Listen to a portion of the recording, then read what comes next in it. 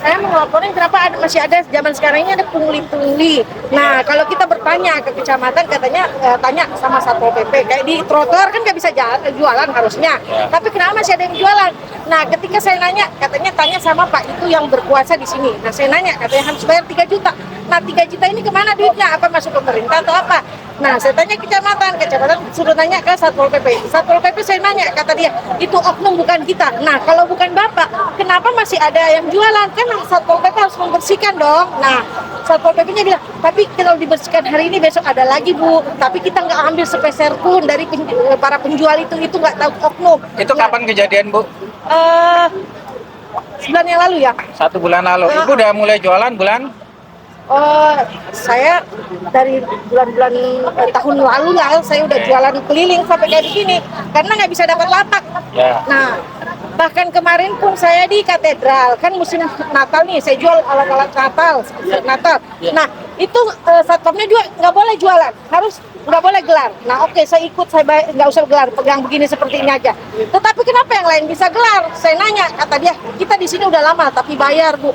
Apa-apa bayar, bayarnya berapa? Udah nggak ada lapak, udah nggak ada kuota lah istilahnya. Nah, kenapa masih ada yang kayak begini? Saya minta kepada Pak Wapres itu dibersihkan. Kalau memang nggak bisa jualan di trotoar, semuanya nggak boleh. Kenapa ada yang bisa, ada yang nggak? Ada orang lama, ada orang yang bayar gede. Kenapa kita yang kecil nggak bisa ikutan? Sebelum kesini udah lapor dulu ke mana? Ke wali kota atau kemana gitu? Ke kecamatan. Kecamatan. Tanggapannya tadi kayak gitu yang Satpol Harapannya PP. itu bukan kita, itu oknum lain. Nah, jadi karena di kecamatan mentok langsung lapor ke sini. Iya.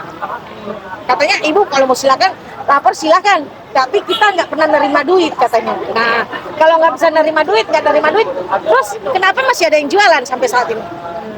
Kasih ya, Bu, Semua ya. trotoar, jadi mengganggu pejalan raya katanya nggak boleh jualan, tapi yang lain bisa. Yang lama berjualan dan yang bayar 3 juta per Bukalapak dan per bulannya 800.000 kok bisa jualan? Jadi Ibu ngelaporin Satpol PP apa gimana Bu rencananya? Saya nggak tahu Satpol PP, yang saya jelas kenapa ketika saya lapor bilang ini Satpol PP mengatakan itu bukan kita. Kalau bukan kita, lalu kenapa mereka bisa jualan? Itu kan tugas Satpol PP membersihkan. Jadi tuh, Ibu pengennya bisa jualan atau Bisa. bisa nggak diambil 3 juta itu?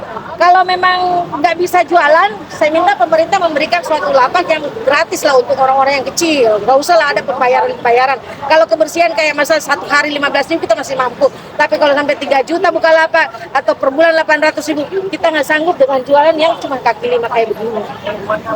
Bu, Ibu jualan apa Bu? Saya aksesoris ya, mainan anak-anak segala macam. Oh, biasanya emang di daerah mana Bu jualan? Tunas Vendor, Istiqlal, sama Katedral. Tadinya saya buka salon, cuman kan bangkrut ya. Terus jualan kuliner juga sampai di Kementerian Perdagangan, bangkrut juga karena setelah corona ini apa aja yang kita usahakan ini semua nggak jadi duit, yang ada utang melulu. Kita bagai lubang tutup rawa, kagak jadi, kagak tutup tuh rawa. Nah, saya minta pemerintah kasih solusi kita yang orang-orang kecil yang udah usahanya jatuh, diberilah tempat yang gratis dulu sebelum bisa bangun. Nah, dari corona ini, ketika kita sudah dapat tempat yang gratis, kan kita bisa ngumpulin duit. Nah, baru kita bisa sewa tuh lapak. Jangan belum apa-apa, udah sewa lapak duluan, bayar bulanan duluan. Nah, kita untuk harian aja belum ada untung 100.000 sehari. Belum lagi kita jualan kan kita butuh makan juga, butuh ongkos. Nah, kalau kita menyisikan 100.000 untuk lapak, dari mana? Keuntungan aja nggak ada segitu.